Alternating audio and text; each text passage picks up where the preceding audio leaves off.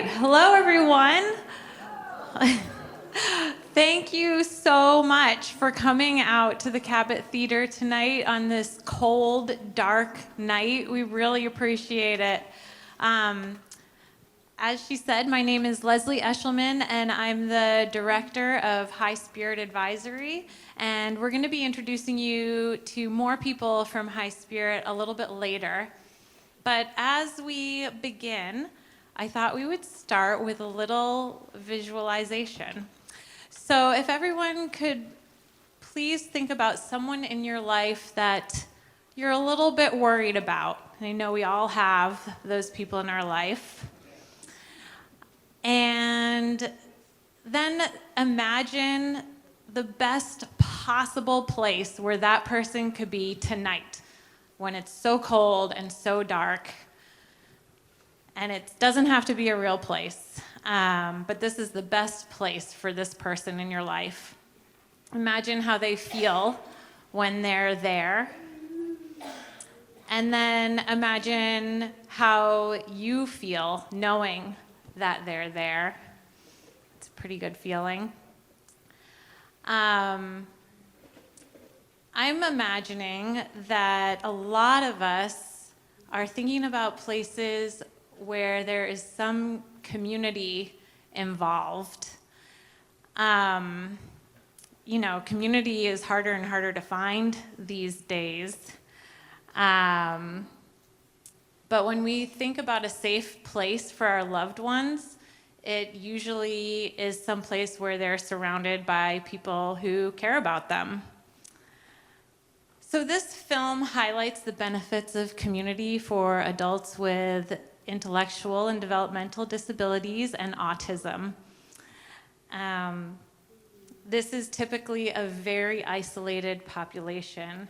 And so it's powerful to see places where these individuals are loved, supported, and feel a real sense of belonging. And the benefits extend to the families who have a real sense of relief and security, knowing that their loved ones are in such a good place.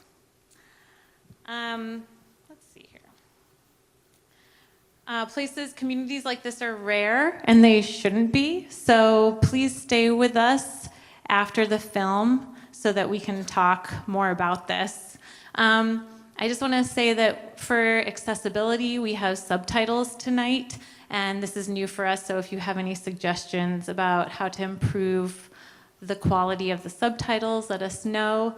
And if you would like a transcript of the panel discussion, we'll be able to email that transcript later on, and you can sign up at the back so that you can get that. But with that, please enjoy the film, and thank you again for being here.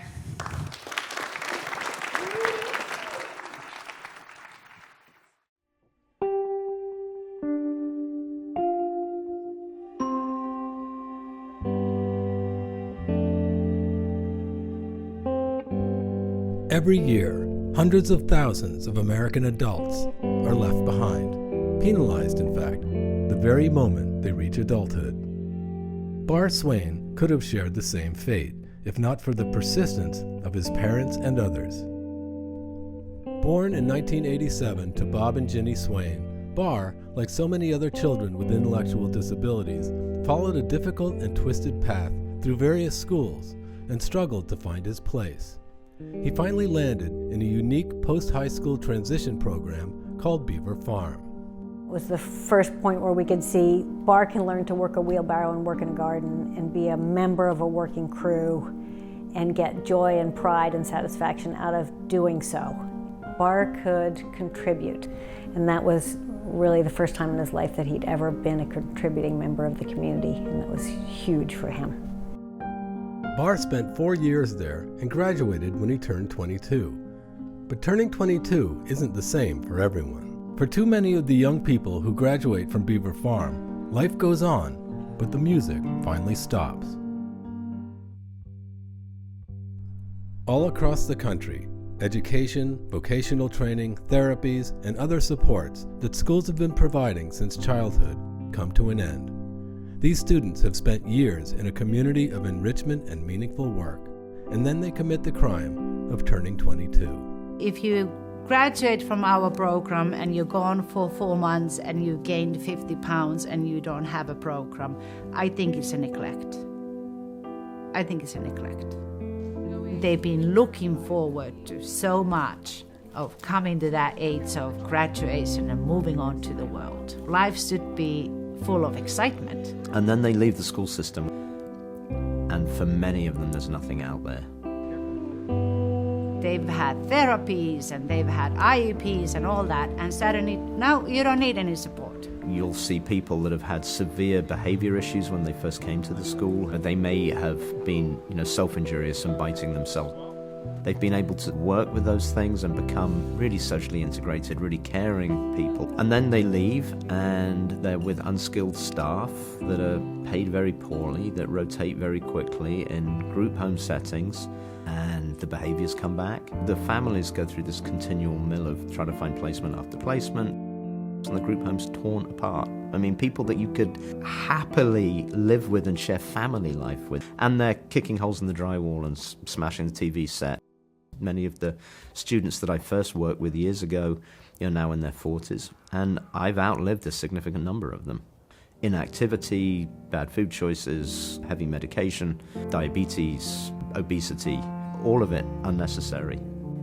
The kind of rich community life that is multi-layered and really supportive is not something that we're supposed to provide for adults because it's regarded as being institutional. The notion that you would have people with intellectual disabilities living anywhere near one another is anathema to kind of modern policy and modern academia. But they're not allowed to live together, work together. They're going to receive government funding. And some people need a lot of help and scaffolding. That's something that we're good at, and it's something that is relatively easy to do. But legislation is stopping it from happening, and that's kind of a tragedy.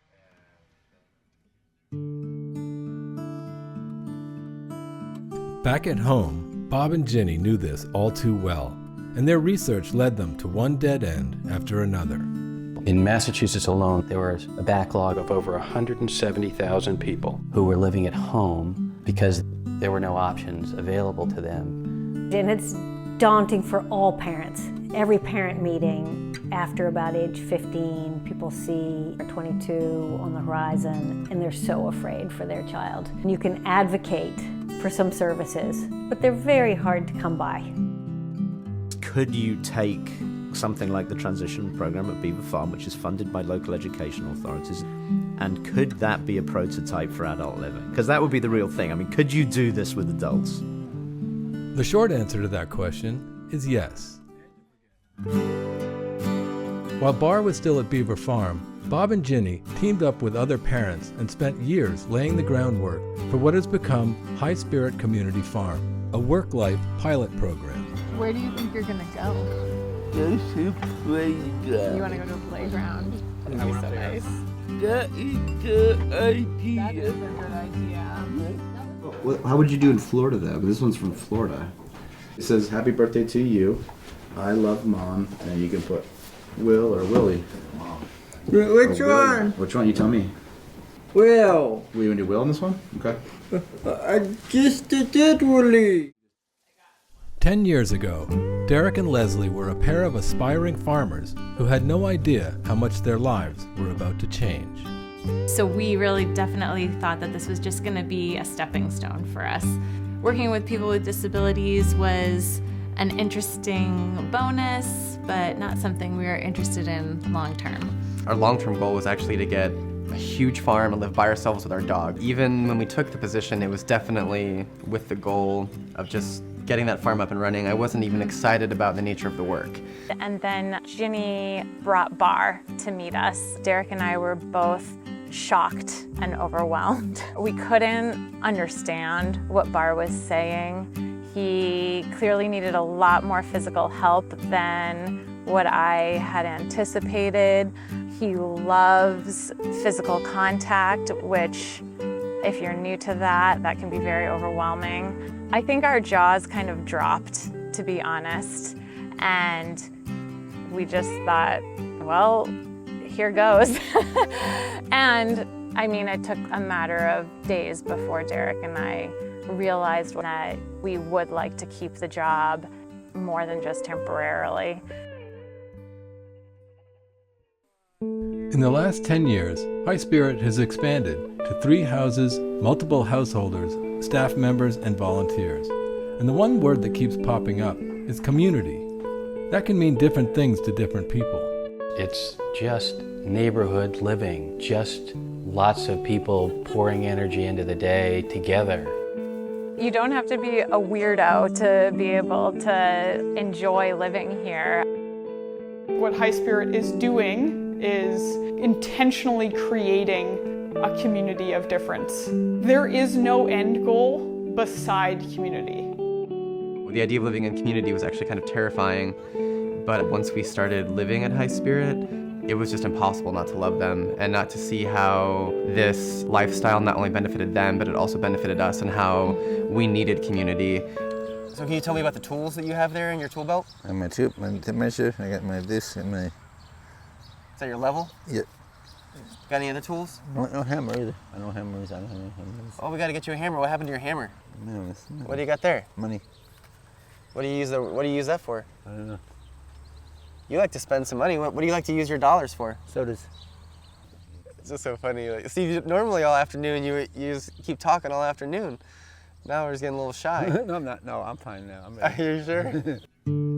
Coming from working in group home experiences or day programs, we were always taught that we are not friends, we are friendly professionals. The staff there, they're there for 8 hours, and they check out, they're done. You're there to get them their shower, get them their meds, make sure they eat. That's it. You have employees and you have people who receive their services. They never really sat right with me. That's the nature of their job, they can't help it, but it makes it harder to really work on that constant growth. We're more worried about living a life with these residents, that it's more important to build memories together. Every time I see Bar back at home with his family, I can't help noticing the joy his visits create.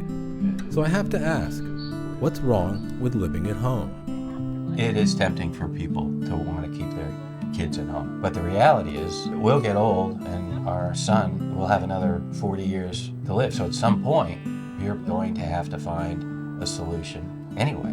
You're moving home and the adult with intellectual disability is isolated, and now, once again, the parents are isolated. And when life is about you, it's not healthy. It is not healthy for anybody to have that much focus on them.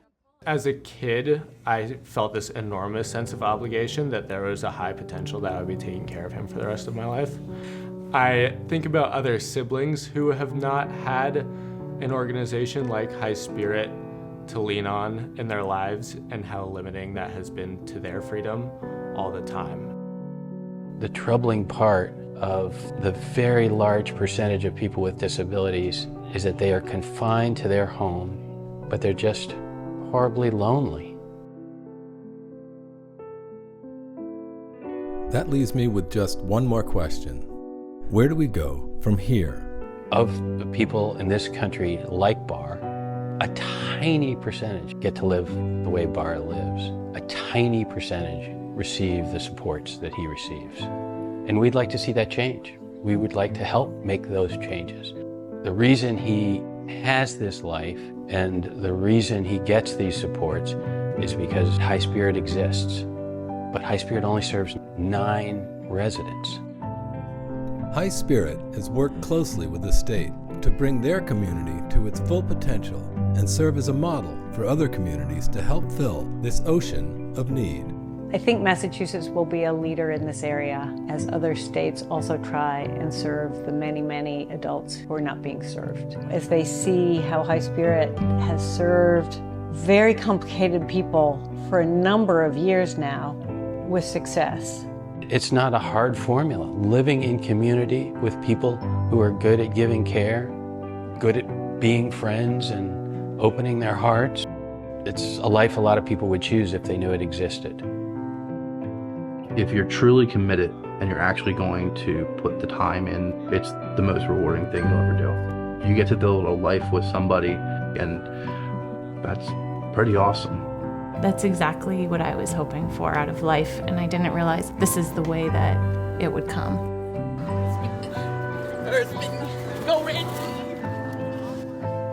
There are a lot of words that I could use to describe what I've witnessed at these communities, but the word that most often comes to my mind is love. It's baked into everything they do. That may not be enough in itself to keep the lights on or tackle what lies ahead, but it gives them a fighting chance.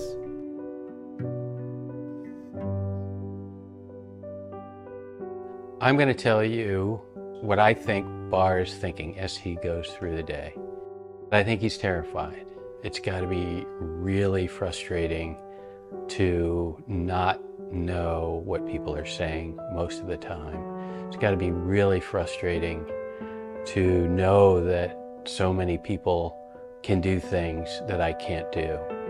So I think what we have done at High Spirit is to create a place where it moves at the pace of Bar.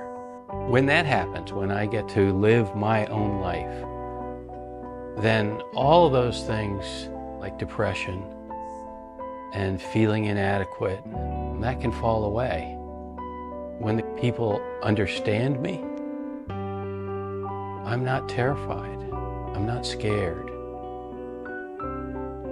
When I'm able to ask of you something and you can understand what I'm asking, then I don't get angry. And so I'm an entirely different guy in my world of High Spirit because I'm not being told what to do. And I'm not being asked to do things I can't do. And people are listening to me. And I'm happier. I think that's what Bar would say.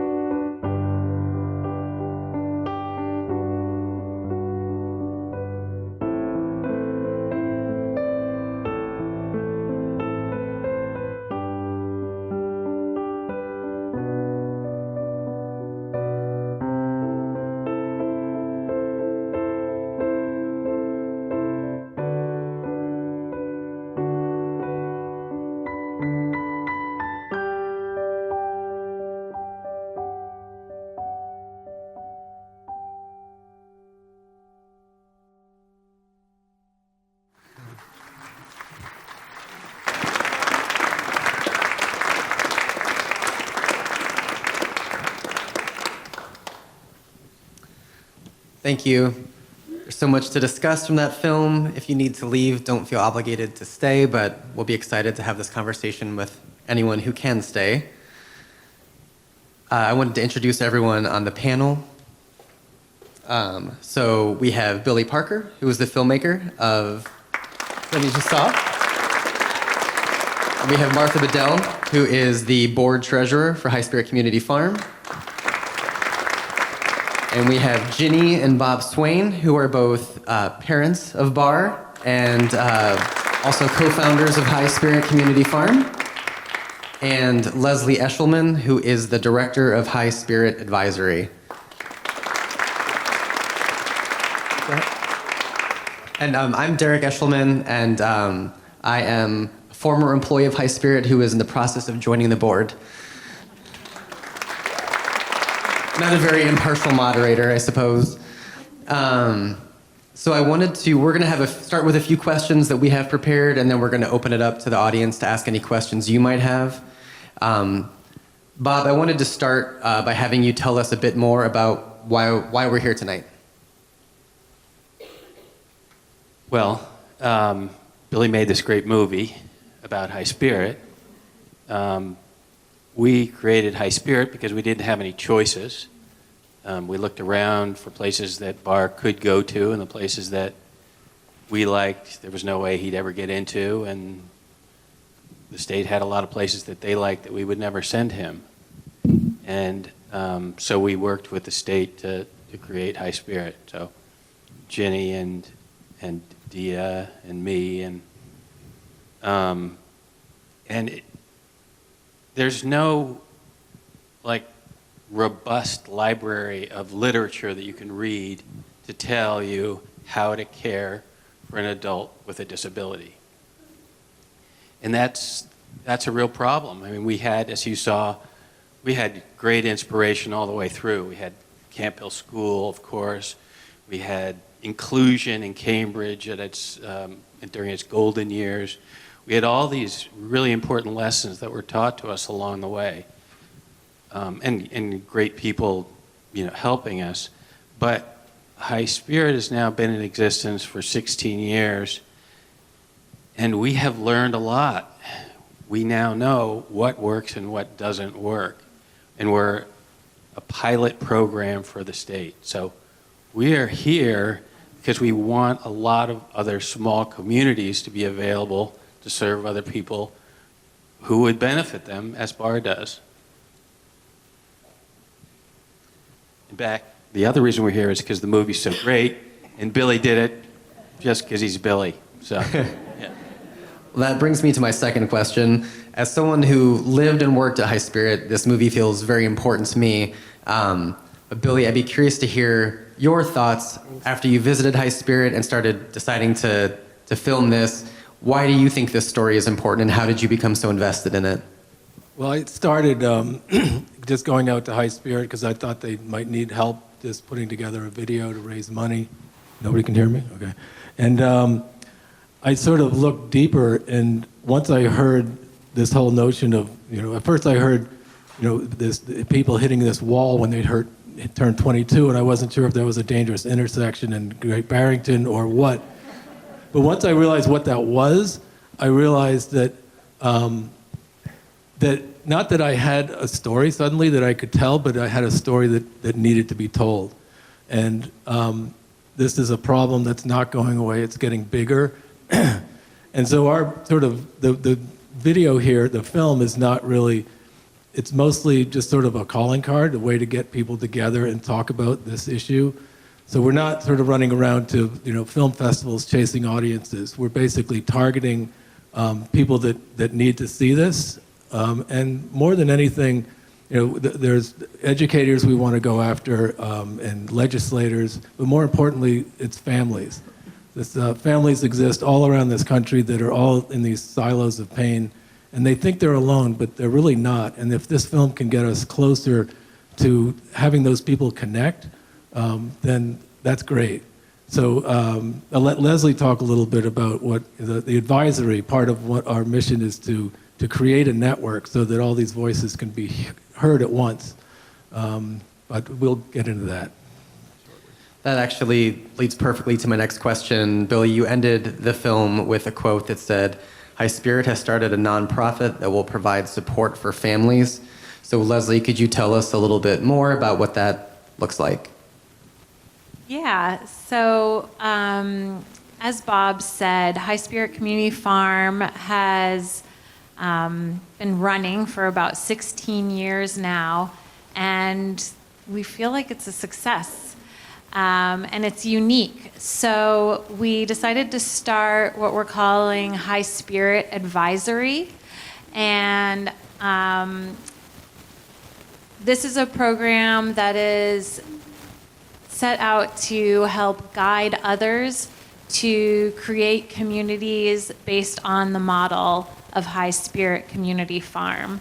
Again, as Bob said, there's not a lot of literature out there on how to do all of this. So we want to help provide some of that guidance, and we are working with families, and we're working with the Department of Disability Services to do that. We want to create more places in the model of High Spirit, but that really work for you. So if you create one of these places, it's based on your needs and what you want to be doing. It could be farming, Could be arts, it could be music, it could be volunteering.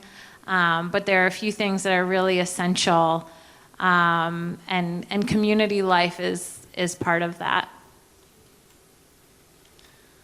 Can I Thanks. add something to that? Yes. One thing I wanted to add is that when High Spirit opened in 2008, part of the mission was always to serve as a catalyst for this model of care and community. So even before High Spirit really existed, this is what the founders wanted to do, was to spread the word, spread the model. So at this point, I'd like to open the floor up for questions if anyone has anything they'd like to talk to the panel about. You can raise your hand if you have any question to ask the panel.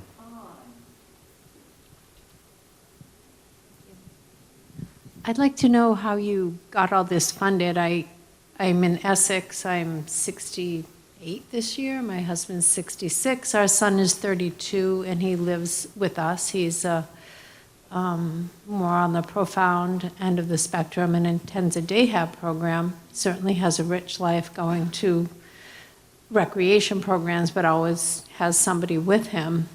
And I sit there and I know that there are maybe 5 other individuals in our town, off the top of my head, just like him. And there's 17 acres right at the top of my hill that's being sold. And I'm thinking, how can we get together and do something for my son, other people like him, and build something? How? I actually would like to turn this over to Martha, if that's okay. Our funding guru. Fearless treasurer. One of the things that's hard to explain is that High Spirit started in 2008 and has evolved into what it is now. So to encourage people to start a community like this now, you're missing our evolution and all the steps we took from 1 house to 2 houses to 3 houses with special flexibility around some of the DDS rules and regs that allowed them. And we also started before the, what's it called, the home community-based rule. That was not in effect when we started. So we acted as a house with wraparound services all on the same site. So I think the strategy for High Spirit Advisory now is to help people start communities that don't have to go through the evolution, that can use what's out there now.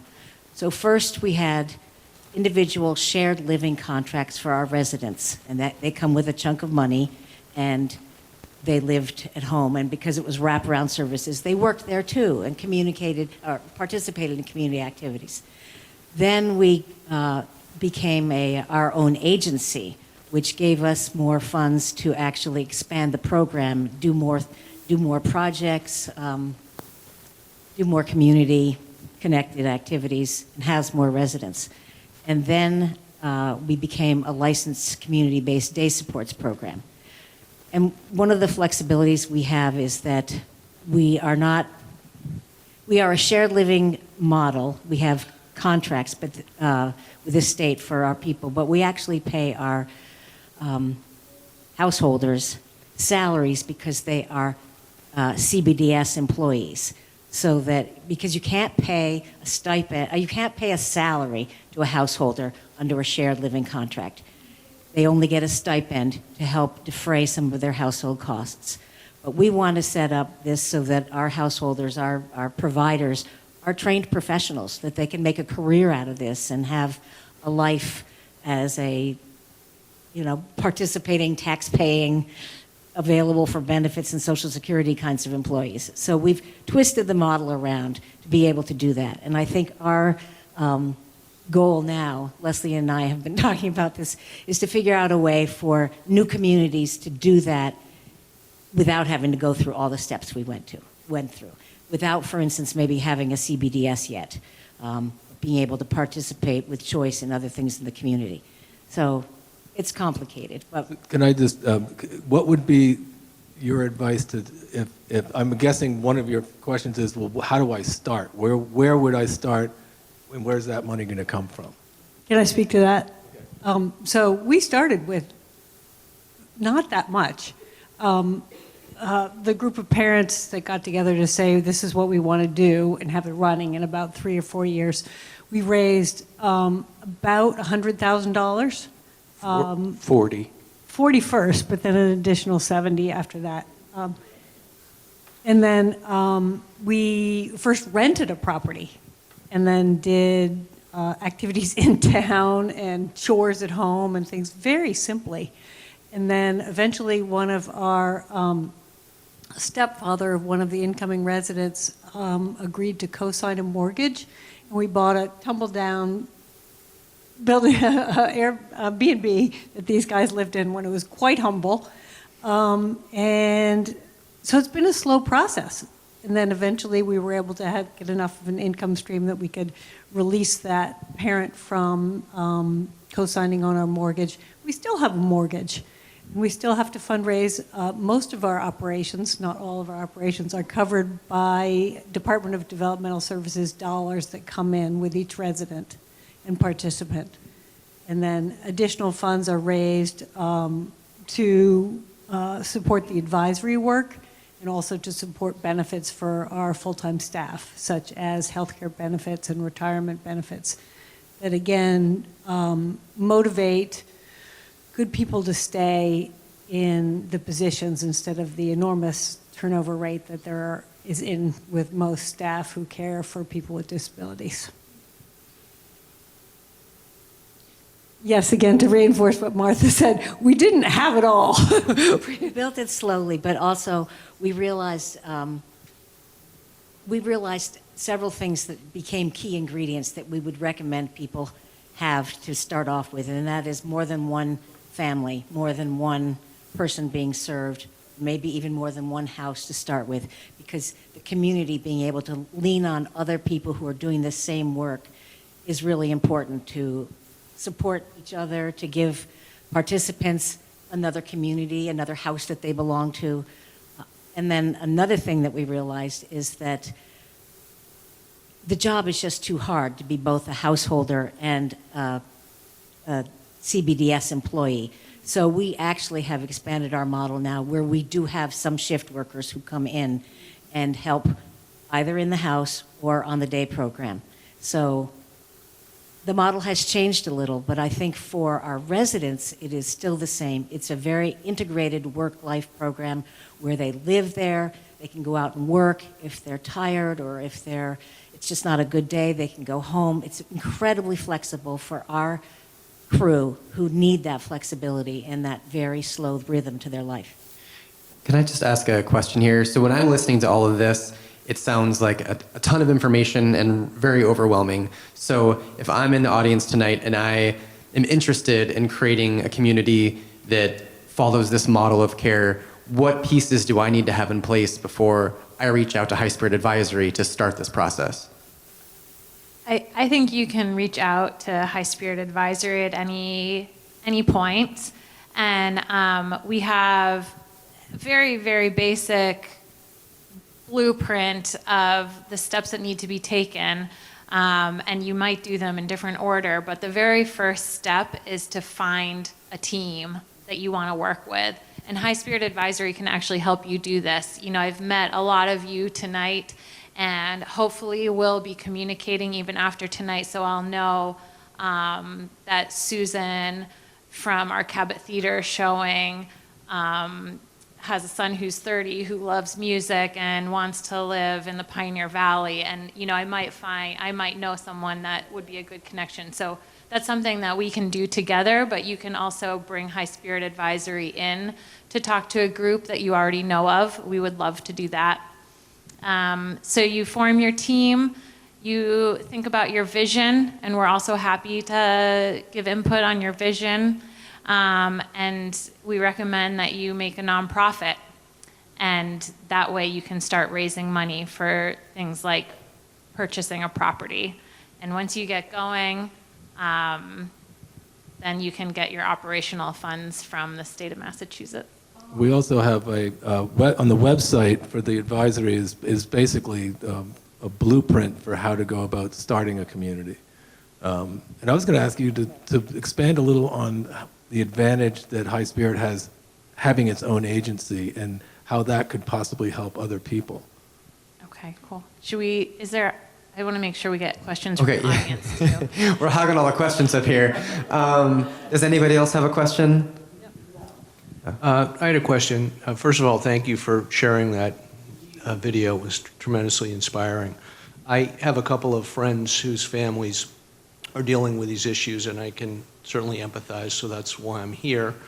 I think you may have touched on the answer to my question. Obviously, financial resources are a big part of this, but what I really was in awe of is the caregivers, and I realize how challenging that is, or I don't, but I know finding the right people is, part of the success. And so I'm curious, how do you find somebody who, really wants to commit their life to this venture? I think somebody said that, once you're in it and you get the gift back, it sort of captivates you, but getting people to that point and getting started and finding those people, I'm just curious what your thoughts are around that. Hilly, is it okay if I answer this? I'm the least qualified person. I never sat on an admissions committee or hired any of these wonderful people. However, I do talk a lot about high spirit. And so I think this movie's going to help a huge amount. We've given it to the agencies so they can show it to people who might be interested. And Leslie is taking it to universities, and the state is funding a lot of the credits for caregiving. Hopefully they'll start using this movie. And there are several other pieces of this movie, the interviews with all the different caregivers and all of that's on the website. So, to this moment, the people we have hired have come to us in just some weird, miraculous way. And I don't know how. And we've had cashiers at Target, phlebotomists, HVAC people, just people who are incredible at caregiving and didn't want to be a phlebotomist or a Target cashier or a HVAC person. And that's, and right away, it's hard work. So if it comes easy or if it's, and it's something you want to do. I'm going to jump in and add on. When we talk to families who are trying to figure this out too, I also say start with the people who already know and love your kid. Is there a camp counselor? Is there a former babysitter? Is there a teacher who's ready for a change in life, who wants to start something that meets their needs and individuals with special needs' needs? So just work in that network. But you're right, we've had some people who are incredibly overqualified for the job and other people who don't appear to be, and they could be equally fabulous. One other thing that I think Leslie or Derek said to me a long time ago, hey, you talk about us as if we're some kind of angels or saints. We are not. We are regular people. And I think they're angels and saints. But on the other hand, I appreciate the fact that they're regular people.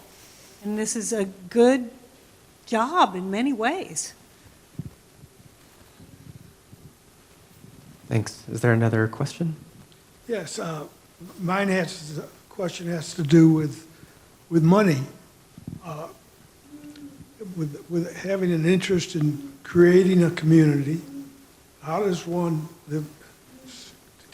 even think about it starting without having some idea of funding? How much money do you need? And it seems to me that if it had to do with the amount of people I would envision and how much land I would envision, there would be some ballpark version, some formula. So how do you figure out how much money you need? Is there some kind of formula? Need to raise to.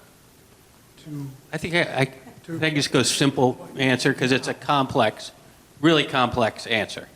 But funding So all of the people that are at High Spirit that are being socially supported, those are the people that we're talking about here. So they have come to High Spirit with social support. That is, these are citizens that are not going to be able to support themselves. And our state knows that. I think we spend about $3 billion a year supporting individuals who don't support themselves. So you need to find an advocate within the State House. They tend to be agencies, the Department of Disability Services, Health and Human Services, and they give you a priority. You tell them, this is the issue.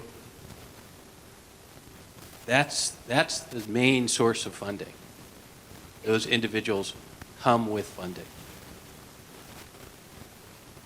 I think that Leslie has been talking to a lot of families who already have loved ones, children, who have funding. They're already getting DDS supports and Social Security support. So if you have some 2 or 3 people who you want to put together into a community, you would at least know what their base level of funding is. And that's separate from the fundraising you would have to do to either buy or rent a house. It can be done modestly and simply. Does not need to be a farm. Our farm is only 5 acres, less than 5 acres. It's little. It's not a big, fancy farm. Do any of your individuals have agency with choice funding, and does that stay with them? Some of our individuals already have that, AFC, AWC, and so does that stay with them, and does that funding fund the, you know what I'm talking about, right? I think agency with choice is a really good way for people starting communities to start, because we have our own community-based day supports program, and that's how we get in enough money to pay our staff. But High Spirit has just begun the process of becoming a licensed AWC provider. So right now we can do residential services and day program services, but we're just starting, just got the application.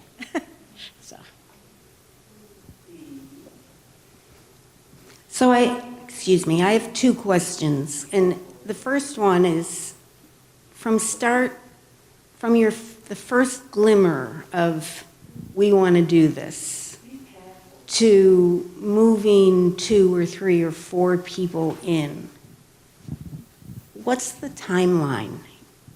Not in general, but sort of specifically, what did you experience? 5 years from the start of the muffin meetings, which is what we call them, coffee and muffins, to discuss and brainstorm and see if our group was compatible, to opening doors. Okay. 3 years after getting the 501c3 approved by the IRS. So 3 years after we were allowed to start fundraising. Okay. And we hope that the advisory will make that a lot quicker for people. Okay. And 5 years is what it took us. okay, and that's really helpful. And then my second question is that it sounds to me like a lot of your funding is through the state or the federal government. That a lot of what supports individuals is through various governmental funds. And so I'm a teacher. Can you say that again? Sorry. I'm saying it sounds to me like a lot of your funds are governmental. And with that, I would think would come a number of strings. So what constraints, how does that funding constrain who you serve and how you serve them? Can I do that? I don't think it does. I actually think with that funding comes oversight and support that we wouldn't otherwise get. So I think we're very lucky to be in the Commonwealth of Massachusetts, where most of the people who work in Health and Human Services are truly idealists, and if they know what you're doing and approve, then it doesn't come with constraints. It comes mostly as a mechanism to support what you're doing. And this type of care is, and this is not a goal of High Spirit, but this type of care, of course, is much less expensive than many other types of care. It's about half the cost of a group home, for instance. So That's really interesting. Yeah, I just, to add to that, there are two different models of residential care that Massachusetts funds, and it's shared living. That's what High Spirit does. And there's group homes. And we do like the shared living model. It is less money, like Bob says, but there are a lot more government regulations with group homes around medication administration and safety, and that can be a good thing, but we do have the freedom that we need to just live our lives as if, you know, we're regular citizens. Doesn't feel constraining. We are actually a fan of the oversight that the state brings in. They don't usually have significant complaints, but they may say, the smoke detector was like 11 inches too close to something or other, and it needed to be corrected. It's not a terrible thing. I have a very basic question, which is, how do you find other people? I mean, when you're raising adults with disabilities, it's pretty isolating sometimes. And are there databases or groups or? That is so tricky. There are so many groups out there. And one of my goals with High Spirit Advisory is to help people get connected. So, you know, I hope that in-person events like this can be opportunities for people to talk to each other or think, oh, I heard this woman ask a question and I have the same question, and people talk while they're here. High Spirit Advisory also has a meetup every month, a virtual meetup that I would recommend you come to. People have met each other through those virtual meetups and continue on relationships, working relationships. And then I can also work with you to plan a group event like this in your town or with your school. So it's definitely a goal of mine to help people connect, because I know it is so hard these days to connect, especially when you're also a caregiver and you are so busy. I recognize the challenge there.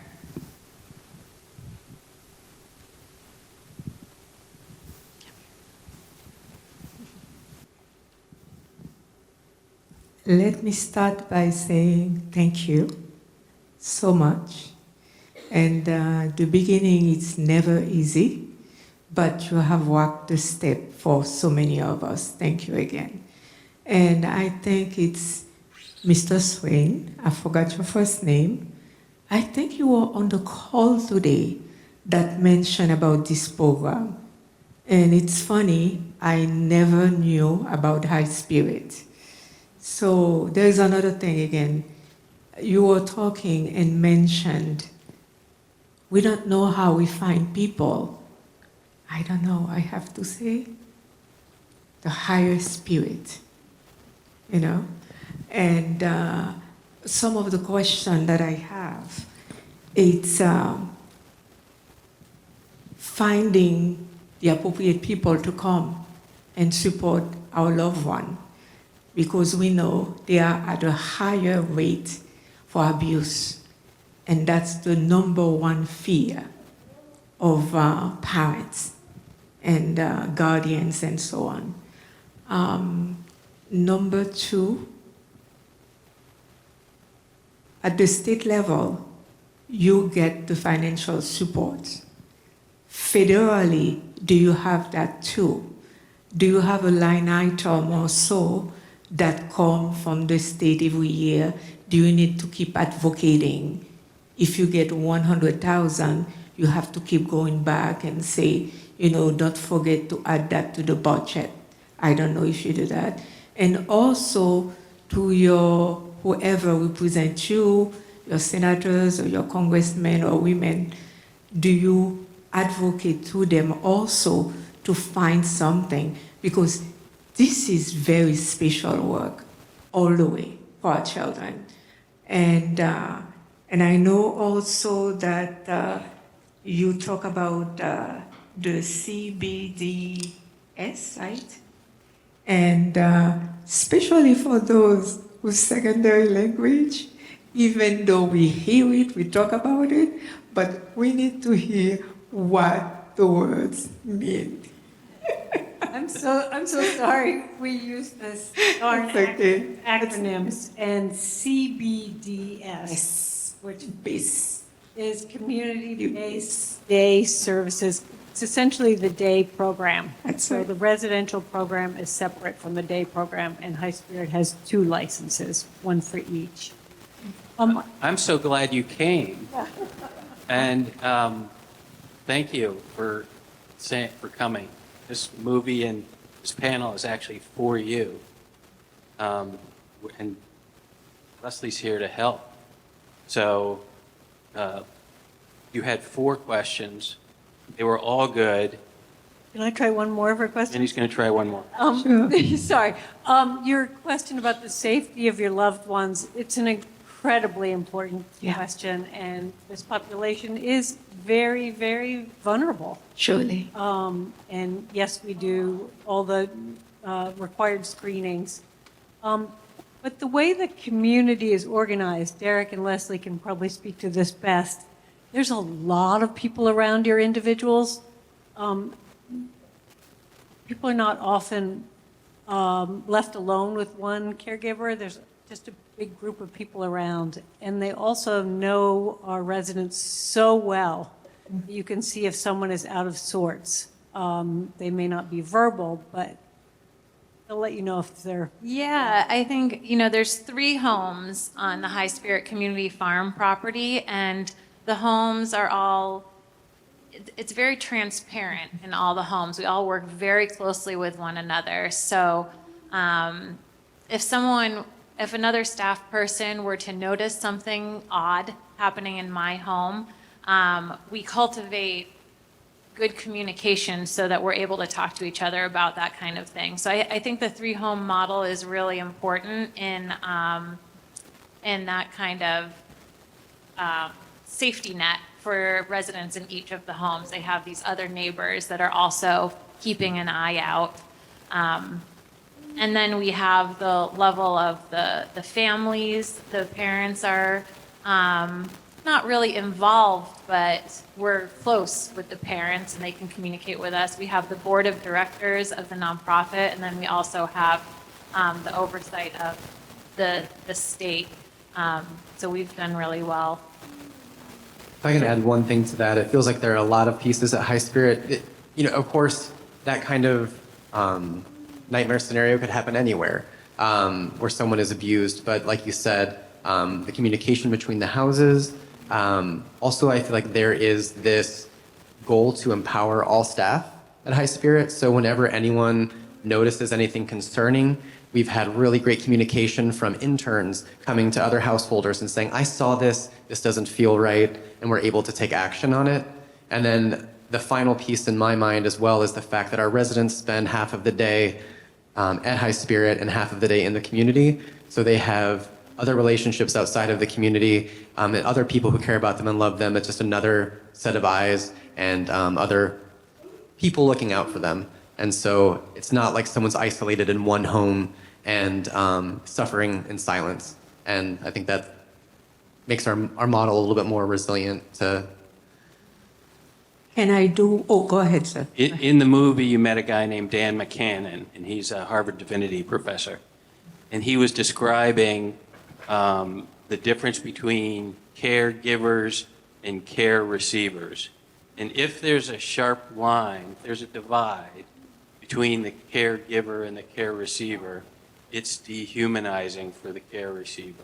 And that's very often what happens in this sort of scenario. It doesn't happen at High Spirit.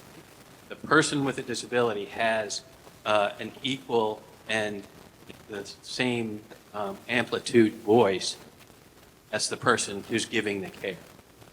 So that there's a lot less chance of abuse because everybody there, our 9 residents, know that they will be heard right away. And honestly, people wake up in the morning and say, okay, what do I need to do to make my day happy? But what do I need to do to make sure that the person I'm working with is going to have a good day? So those are straight from Dan McCannon, but they're words to live by. And if there are any more of those questions that are unanswered, we're going to be available in the back after this discussion ends, that we can follow up with you. And I think that we might have time for one more question, and then we can meet up in the back and continue the conversation for anyone who still has more information they'd like to get.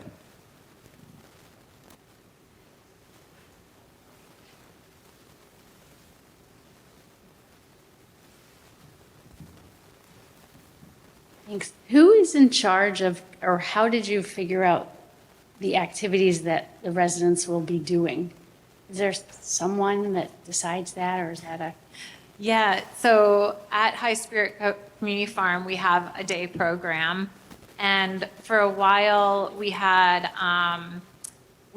like house managers in each home. We call them householders, but those 4 or 5 people also are the leadership team, basically, of the day program. And we would just have a weekly meeting to figure it out. Now we have created a day program director role, and that's been wonderful. It's taken a lot off the plates of the householders and caregivers, and they make some of those more executive decisions about what's happening each day. But it is kind of run by committee, so we do a lot of the decision-making together, and we make weekly schedules together, and the residents have a huge say in what they want to be doing. Yeah. Take that into account. I was just going to say, it feels like a collaboration between the residents and the care providers and the day program staff. And if it doesn't work for the residents, it's not going to happen. If it doesn't work for the staff, it's not going to happen. And when staff changes, it feels like some of the activities change as well. It's an opportunity for new ideas and new activities to kind of enter the mix, which is nice.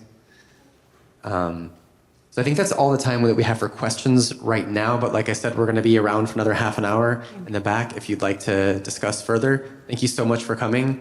It's been great having this conversation. Thank you.